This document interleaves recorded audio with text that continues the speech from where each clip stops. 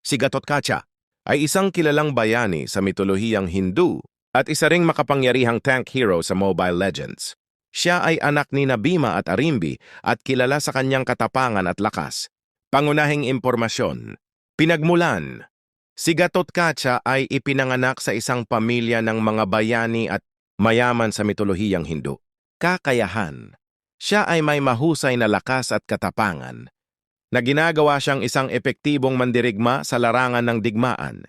Mga kakayahan sa labanan. Steel Bones, passive. Skill na nagpapataas ng physical defense ni Gatotkacha batay sa kanyang nawawalang HP at nagbibigay sa kanya ng rage kapag nakakatanggap ng pinsala. Blast Iron, fist. Skill na nagpapalabas ng magic damage sa mga kalaban at nagpapabagal sa kanila. Unbreakable, skill na nagpapadali sa pag-atake ni Gatotkacha sa mga kalaban at nagpapataas ng crowd control. Avatar of the Guardian.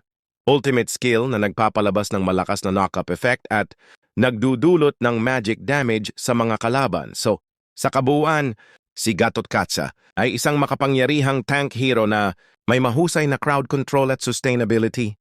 Ang kanyang kasaysayan bilang isang bayani sa mitolohiyang Hindu ay ginagawa siyang isang inspirasyon sa mga manlalaro ng Mobile Legends. Okay, just follow my channel and share para sa iba pang kaalaman. Thank you and good day.